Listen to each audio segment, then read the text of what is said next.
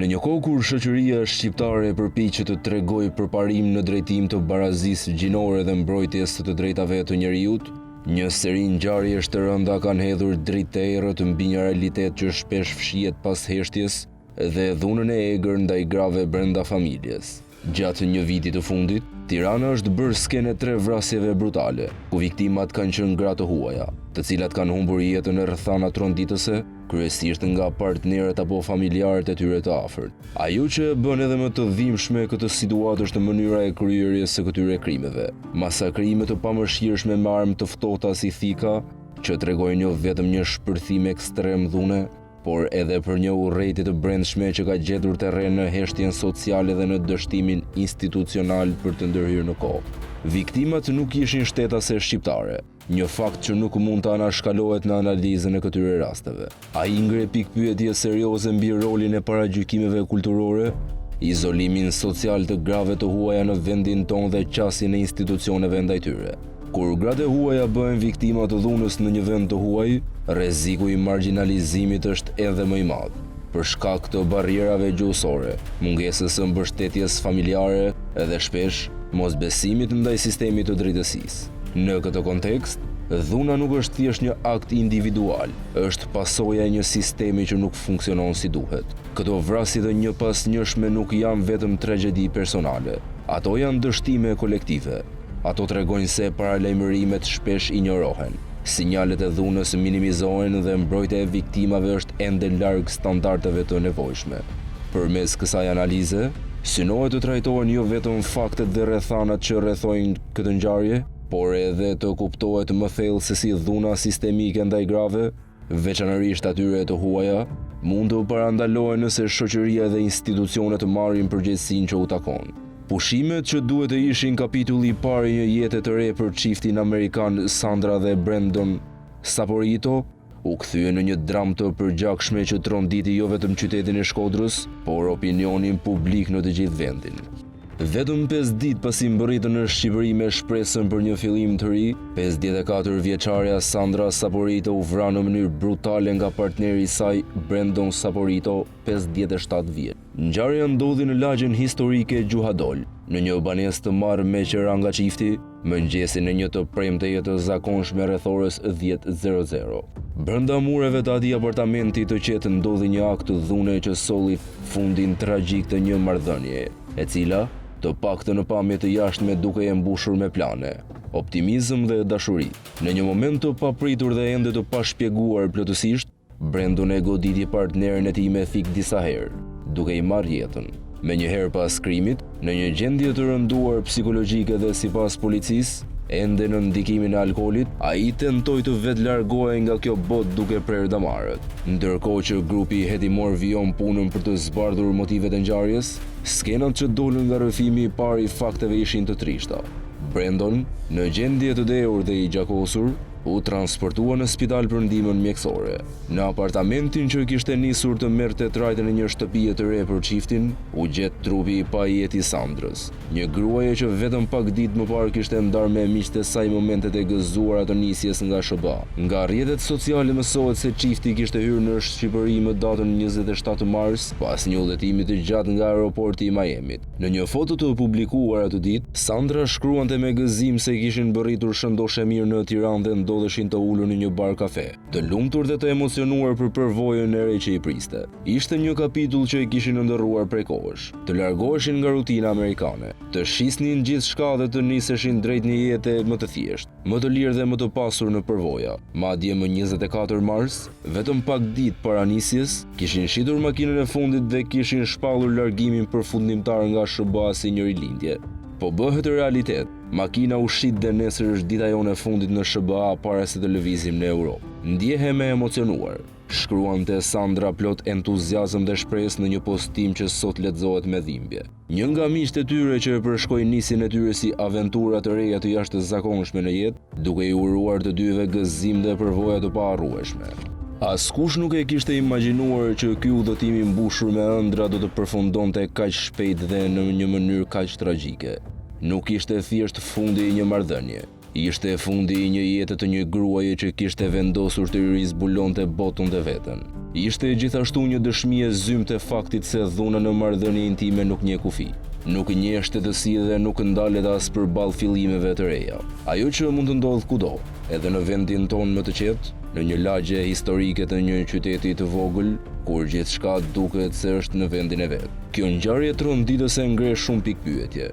Jo vetëm mbi shkaqet personale që mund ta kenë çuar Brandonin drejt këtij akti të dhunshëm, por edhe mbi mënyrën se si sistemet e mbështetjes, si sociale ashtu edhe psikologjike, shpesh mungojnë për njerëz që ndodhen në tranzicion, larg vendeve të tyre, të izoluar nga rrjeti i zakonshëm i mbështetjes emocionale. Ngjarja e Sandrës është një kujtesë e dhimbshme se pas çdo fotografie të lumtur dhe pas çdo postimi entuziast mund të fshihet një realitet më i errët. Dhe mbi të gjitha, është një thirrje për vigjilencë dhe ndërgjegjësi më të thellë mbi dhunën në marrëdhënie, pavarësisht kombësisë, vendodhjes apo rrethanave. Viti i fundit në Shqipëri ka qenë i mbushur me ngjarje të dhunshme, ku viktimat shpesh janë gra, shqiptare dhe të huaja, të cilat janë përballur me një dhunë të shfaqur nga partnerët e tyre. Në mesin e këtyre rasteve tronditëse, një nga më të heshturit, por edhe më të errëtit, ishte ai që ndodhi në zemër të Tiranës, në zonën e Laprakës, ku një mësues amerikan vrau bashkëshorten dhe 200 të tyre përpara se t'i jepte fund jetës së tij. Kjo ngjarje, që ndodhi në gusht, disa muaj përpara vrasjes së Sandra Saporito në Shkodër, nuk zuri shumë hapësirë në titujt ndërkombëtar, por për nga përmbajtja dhe tragjedia që mbarti, përbën një kamban alarmi për ata që shpesh mbetet i padukshëm. Dhuna që zhvillohet në heshtje, brenda mureve të shtëpisë, në shpirtrat e trazuar të njerëzve që duket sikur e kanë nën kontroll jetën. Matthew James Wertz, 55 vjeç, ishte një shtetas amerikan që kishte mbërritur në Shqipëri 4 vite më parë. I arsimuar dhe me përvojë në mësimdhënie, ai kishte gjetur një vend në shkollën prestigjioze të arsimit privat në kryeqytet, Albanian College Tirana. Njihej nga kolegët si një mësues i përkushtuar, serioz dhe korrekt. Kishte ardhur bashkë me bashkëshorten e tij, Saragi Inda Lilis, një grua me origjinë nga Indonezia, por që mbante pasaport amerikane. Në sipërfaqe, çifti duke i qetë, i kulturuar, njerëz të qytetëruar dhe pa konflikte. Bashkëtesa e tyre duke i shëndetshme. Ata kishin dy qenë që i trajtonin si pjesëtar të familjes dhe shpesh shiheshin së bashku në rrugicat e lagjes të heshtur, por gjithnjë të sjellshëm. Por pas kësaj fasade të përkryer, Matthew mbante brenda vetes një plagë të thellë, një histori personale me alkolizimin. Betejat me varësinë dhe një prirje drejt izolimit të brendshëm që sipas dëshmive ishte thelluar ndjeshëm muajt e fundit. Vetëm një muaj para ngjarjes, çifti ishte zhvendosur në një shtëpi të re me qira në rrugën Vangel Noti në lagjen e Laprakës. Ishte një shtëpi private, disi e fshehur nga rruga kryesore. Një vend i qetë, i përshtatshëm për dikë që dëshiron të mos bjerë në sy.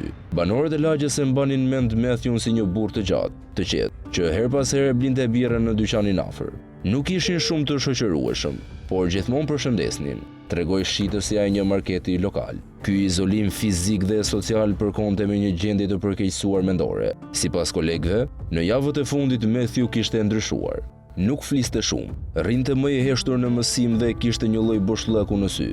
Ishte partnerja e tij, Saragi, ajo që kishte filluar të shprehte shqetësimet e të njohurit, duke i thënë se ai nuk ishte më ai që kishte qenë.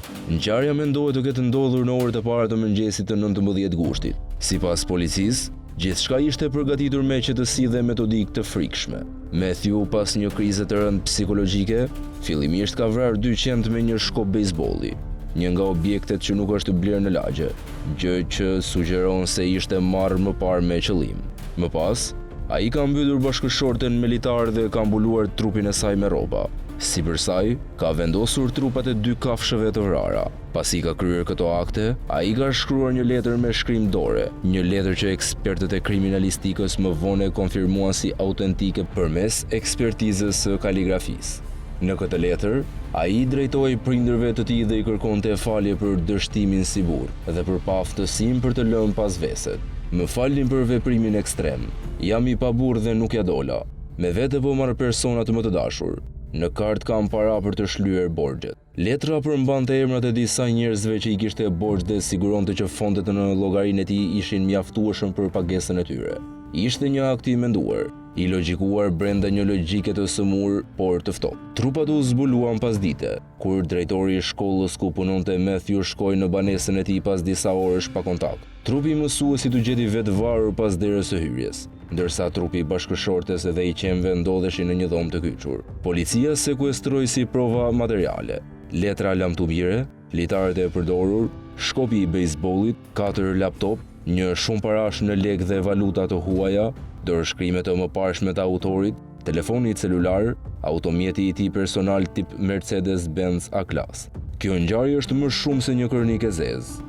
Ajo është një pasqyrë dhunës që nuk merr gjithmonë formën e britmës apo gjakderdhjes publike. Është dhuna që rritet në heshtje, që përplitet në mendjen e njeriu, që çon në vendime të tmerrshme ku nuk kapet me kohë. Rasti i Matthew Wertz ngre pyetje të forta për rolin e institucioneve arsimore, komunitetit dhe madje edhe të sistemit shëndetësor. A kishte sinjale? A mund të ishte e parandaluar? A ishte Shqipëria e gatshme të identifikonte të ndihmonte një të huaj në krizë emocionale? Ngjarja e rëndë në Tiranë, ndodhur disa muaj përpara vrasjes makabre të Sandrës në Shkodër, nuk ishte vetëm një akt i rëndë kriminal. Ishte një augur i errët i një viti që do të shënonte disa nga rastet më të rënda të dhunës ndaj grave të huaja në Shqipëri. Ishte një thirrje e heshtur për ndihmë që askush nuk e dëgjoi. Në dukje, ishin thjesht 2 udhëtarë të huaj, të qetë, të buzëqeshur si shumë turistë të tjerë që mbërrin çdo ditë në aeroportin ndërkombëtar Nën Tereza në Tiranë. Pamjet e sigurisë të regjistruara më 19 shkurt 2025 në zonën e mbërritjes së pasagjerëve tregojnë një çift të qeshur që ecin pa ndonjë shenjë shqetësimi apo konflikti të dukshëm. Askush nuk mund ta kishte imagjinuar atëherë se brenda 2 ditëve një krim i rëndë do të ndodhte dhe një jetë do të shuhej në mënyrë brutale. Për të gjithë ata që patën kontakt me ta, dukeshin një çift i zakonshëm. Në mos bashkëshort, të paktën të dashuruar, por në fakt nuk kishin partner në kuptim romantik. Ishin babebi. Fadi Aluan 49 vjeç dhe Ryan Aluan vetëm 24 vjeç, të dy me origjinë palestineze që kishin ardhur në Shqipëri pas një udhëtimi nga Gjermania. Shqipëria për Ryan do të rezultonte destinacioni i saj i fundit. Pas mbërritjes në Shqipëri më 19 shkurt, 2 palestinezët qëndruan në një banesë me qeran në rrugën Gjon Muzaka, pas njësisë administrative nr. 10 në Tiranë. Ata i kishin marrë ambientin përmes platformës Airbnb, një formë e zakonshme e akomodimit për të huajtën që vizitojnë vendin. Pikërisht në këtë banesë, vetëm 2 ditë më vonë më 21 shkurt, dyshohet se ndodhi krimi. Sipas hetimeve paraprake, Fadi Aluan e goditi vajzën e tij 2 herë me thik, një herë në gjoks dhe një herë tjetër në shpinë. Më pas, ai la trupin e saj në shtrat dhe u largua nga Shqipëria në mënyrë të menjëhershme. Ndodhet aktualisht në Liban dhe autoritetet shqiptare po punojnë për ekstradimin e tij. Krimi u zbulua vetëm disa ditë më vonë, në datën 27 shkurt 2025, kur Ardita Agovi, pronare e apartamentit që ua kishte dhënë me qera përmes platformës Airbnb, njoftoi policinë. Ajo ishte përpjekur prej ditësh të kontaktonte qeramarrësit, por nuk kishte marrë përgjigje. Duke u futur në banesë, ajo hasi një pamje të tmerrshme, një trup femre i shtrirë në shtrat pa shenja jete. Menjëherë, në vendngjarje mbërritën shërbimet e policisë dhe të urgjencës. Mjekët konstatuan se viktima ishte pa jetë dhe grupi hetimor nisi menjëherë veprimet procedurale, ku Foma u gjete shtrirë përmbys në krevat, me dorën e djathtë të futur në bark dhe me njolla të shumta gjaku në trup dhe rreth e qark krevatit. Shenjat në gjoks, në shpinë, në fytyrë dhe në flok tregonin për një vdekje të dhunshme me armë të ftohtë. Çfarë e bëri këtë ngjarje dhe më të dyshimt ishte fakti që banesa ishte pastruar dhe nga brenda ishin zhdukur mjetet e identifikimit të viktimës, si dhe çdo objekt që mund të shërbente si provë. Kjo e bëri identifikimin e trupit të pajetë të vështirë në fillim. Ishte vetëm përmes dëshmive të personave që i kishin parë dhe pamjet e kamerave të sigurisë në zonë që hetuesit arritën të rindërtonin lëvizjet e tyre dhe të identifikonin viktimën si Ryan Aluan. Policia ka sekuestruar dhe analizuar pamjet filmike nga biznese pranë banesës dhe nga rrugët që 2 shtetasit e huaj përshkuan për të hyrë dhe për të larguar nga zona. Hetimet vijojnë ende për të zbuluar motivacionin e vërtet të krimit. Ajo që dihet deri tani është se mes babait dhe bies ka pasur konflikte të mëparshme, të cilat mund të kenë qenë të mbartura nga vendet ku kishin jetuar më parë, konkretisht Gjermania. Krime të tilla, të ndodhur mes shtetasve të huaj në territorin shqiptar, shpesh mbeten të mbuluara nga misteri. Jo vetëm për shkak të barrierës gjuhësore apo mungesës së të afërmve, por edhe sepse motivet zakonisht lidhen me çështje që kanë ndodhur jashtë kufive të vendit pritës. Ky duket të jetë edhe rasti i Ryanit, një vajzë e re që kishte ndoshta konflikte të thella me të atin, por që për të tjerë të mbete një turiste pa probleme. Nga verifikimet rezulton se më datë 19 shkurt 2025, në orën 15:13 në ambientet e terminalit të aeroportit të Rinasit, në hyrje, shfaqet së bashku një burrë dhe një vajzë. Vajza e identifikuar me emrin Ryan Alwan, e ditëlindjes 8 gusht 2001 dhe burri me emrin Fadi Alwan, i ditëlindjes 1 janar 1976. Po në të njëjtën datë në orën 18:19, këta dy persona shfaqen duke hyrë në një agjenci imobiliare që ndodhet pranë zonës së Shallvareve në Tiranë, ku komunikojnë me një punonjës të agjencisë. Në orën 18:41, ata përshëndeten me punonjësin duke i dhënë dorën dhe më pas largohen. Në orën 19:12 ata shfaqen në rrugën Gjon Muzaka dhe përpara portës së oborrit të një banese 3-katëshe në pronësi të shtetasit Abi Alvora, takohen me një person të identifikuar si Adnan Zyma. Më pas, dy shtetasit e huaj Ryan Alwan dhe Fadi Alwan futën në oborrin e banesës të marrë me qera dhe ngjisin shkallët. Më datë 20 shkurt 2025, në orën 13:19, Fadi Alwan shfaqet duke dalë nga oborri i banesës dhe rikthehet sërish aty në orën 13:40 me një kuti në dorë në dukje si ato të pincave. Po në të njëjtën datë Fadi Alwan del nga shtëpia e marrë me qera në orën 18:33 dhe kthehet në orën 19:12. Më datë 21 shkurt 2025, shtetasi Fadi Alwan del nga shtëpia në orën 11:25 dhe kthehet në orën 12:00. Ndërsa më datë 22 shkurt 2025 ai shfaqet duke dalë nga banesa në orën 5:23 dhe në duar mban dy qese plastike, njëra me ngjyrë të bardhë dhe tjetra ngjyrë të zezë. Ky është momenti i fundit që ai është parë në zonë, kur mendohet se pak para kësaj ore ai ka realizuar vrasjen e të bijës, ka pastruar skenën e krimit dhe ka fshehur provat. Më pas nga verifikimet rezulton që është larguar drejt Greqisë. Nga aty ka udhëtuar drejt Holandës. Nga Holanda ka shkuar në Belgjik dhe në fund ka udhëtuar drejt Libanit, ku edhe mendohet se ndodhet aktualisht.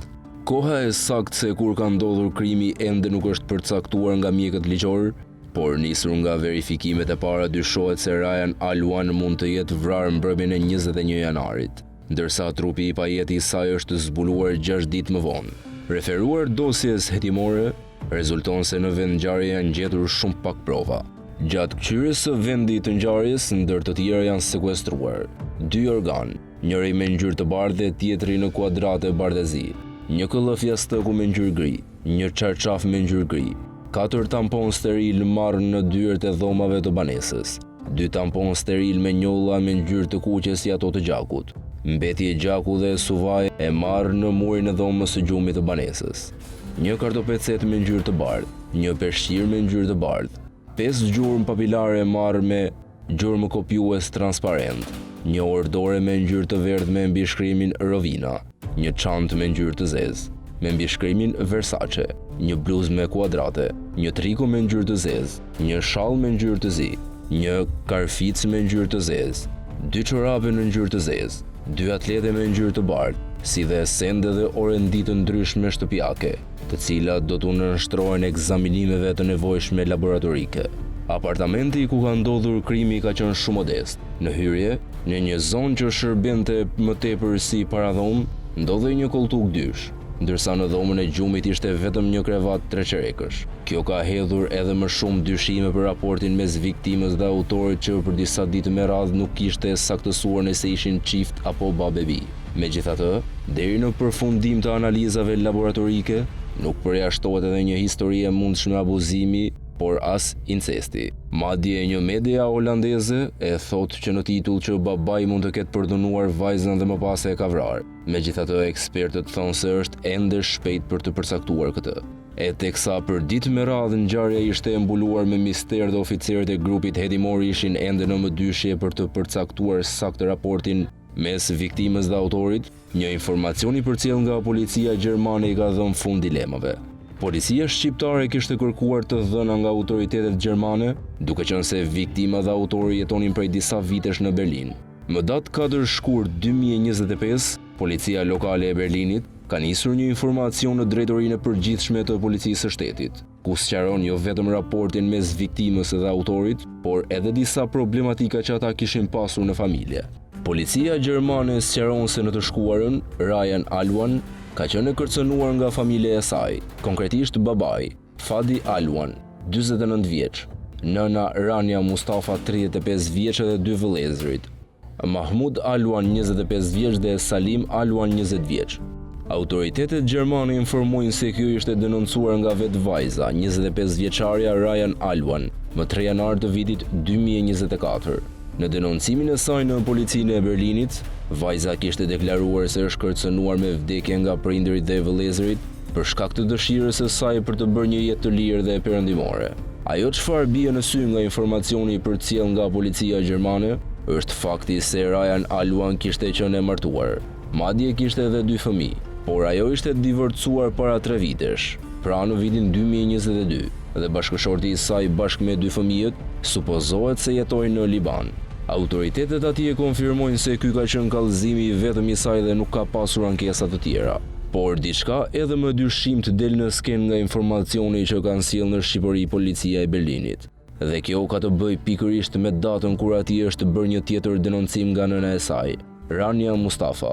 Një ditë para se vajza e saj të gjendej e vrarë në Tiranë, pra në 26 shkurt 2025, ajo e ka denoncuar të bijën për zhvatje në policinë e Berlinit. Nëna e 24 vjeçares ka deklaruar në kallëzimin e saj se ekziston një video e së bijës, ku ajo shfaqet duke u falur e zhveshur. Kjo video i ishte dërguar nënës nga një adresë false në dhjetor të vitit 2024 për ta shantazhuar dhe për këtë arsye ajo thotë se i ka dhënë disa herë para të bijës për t'u dorëzuar autorëve të supozuar që i bën impresion. Ajo deklaron se parati ka dorëzuar gjithmonë e bija, e cila i ka thënë se i ka transferuar përmes një agjencie Ria Money Transfer. Transfertat janë bërë gjithmonë pa praninë e nënës me pretendimin se po plotësoheshin kërkesat e zhvatësve. Por nëna e viktimës nuk e përjashton mundësinë që pas kësaj historie shantazhi qëndronte vetë vajza e saj. Në kallëzimin e saj, Rania Mustafa shprehet se më 19 shkurt 2025, vajza e saj kishte fluturuar drejt Shqipërisë, e shoqëruar nga Jati, Fadi Alwan, me të cilin ajo thotë se është e divorcuar dhe nuk jeton më bashkë. Ajo pretendon se pikërisht gjatë qëndrimit në Shqipëri vajza mund i ketë treguar videon të Atit dhe për këtë arsye mund të ketë lindur mosmarrveshje. Ky është informacioni që është përcjell në Tiranë nga policia e Berlinit, por çfarë e bënte të dyshimt kallëzimin e nënës së viktimës është pikërisht data kur ajo është paraqitur në polici atje. Pra, një ditë para se vajza të gjendej e vrarë. Minimalisht, në formë zyrtare ajo ende nuk kishte marrë informacion që vajza e saj kishte vdekur, por nuk përjashtohet mundësia që atë e ka lajmëruar vetë autori i krimit Fadi Alwan, i cili ndërkohë ishte larguar nga Shqipëria që prej datës 22 shkurt me një herë pas vrasjes. Nëse një histori e tillë shantazhi është e vërtet, apo po krijohet një alibi nga familja e viktimës, kjo mbetet e pasqaruar. Por bëhet edhe më e dyshimt për faktin se pse nuk ishte denoncuar më parë, pasi nëna e Ryan Alwan pretendon se kishte nisur që në dhjetor të vitit 2024. Por edhe më i dyshimt është fakti se pse baba e bi vendosën të largoheshin bashkë nga Gjermania dhe pse zgjodhën pikërisht Shqipërinë. Por si erdhën në Tiranë baba e bi dhe si u akomoduan në apartamentin ku ndodhi vrasja 2 ditë pasi mbërritën. Policia u ka marrë deklarime të gjithë personave që kanë pasur kontakte me ta gjatë qëndrimit në Shqipëri. Por ajo që bie në sy është fakti se vajza nuk ka dalë nga apartamenti në asnjë moment, përveç ditës kur kanë ndërruar vendin e qëndrimit, nga kati i parë në katin e tretë. Ai që ka dalë disa herë është vetëm babai i saj, autori dyshuar i vrasjes. Fadi Alwan, 49 vjeç, u vu në prang nga fal komunikimit të vazhdueshëm të policisë shqiptare me strukturat homologe në Liban, nëpërmjet Interpol Tiranës dhe Interpol Beirutit.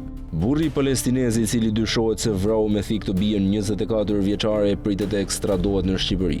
Motivet e vrasjes mbeten ende të paqarta, por hetuesit po ndjekin një pistë që lidhet me jetën personale dhe familjare të viktimës.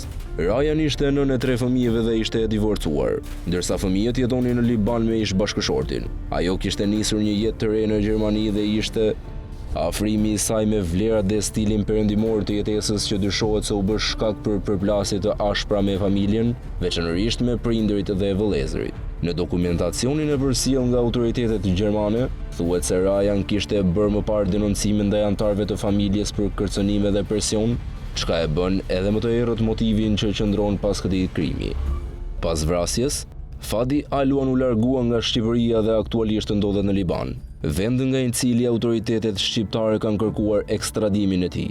Gjykata penale e Tiranës ka caktuar ndaj tij masën e sigurisë arrest me burg në mungesë në akuzën e vrasjes për shkak të marrëdhënieve familjare, një nga veprat penale më të rënda sipas legjislacionit shqiptar. Trupi i pajeti Ryan qëndroi për ditë të tëra në morg, derisa u tërhoqi nga një avokat i dërguar nga familja në Liban. Ajo u përcoll në banesën e fundit në Gjermani, ku 2 vëllezërit e saj ishin të pranishëm në ceremoninë martore. Historia tragjike e Ryan Alwan nuk është një rast i izoluar. Ajo përfaqëson një nga shumë gratë që humbin jetën për shkak të dhunës në familje. Shpesh në rrethana ku dhuna vjen e heshtur, e akumuluar dhe me rrënjë të thella kulturore. Kjo ngjarje e rëndë ngre pyetje të thella jo vetëm për shoqërinë ku ajo u rrit, por edhe për mekanizmat ndërkombëtar të mbrojtjes së viktimave, që shpesh nuk arrin të parandalojnë tragjedi të tilla edhe kur viktimat denoncojnë. Në Shqipëri, brenda një viti, janë regjistruar disa raste të vrasjeve makabre ndaj grave të huaja, ku autori ka qenë bashkëshorti, babaja apo partneri i tyre. Ryan është një emër më shumë në një listë që nuk duhet të zgjatet më. Një jetë ndërprerë në mënyrën më të dhunshme, larg fëmijëve, larg çdo shpresë për një të ardhme më të qetë. Drejtësia për të duhet të jetë një detyrim moral dhe ligjor, jo vetëm për të ndëshkuar fajtorin, por edhe për të kujtuar shoqërinë se asnjë kulturë apo lidhje gjaku nuk mund të justifikojë dhunën. Ryan meriton më shumë se një akt brutal harrese. Meriton drejtësi, kujtim dhe reflektim.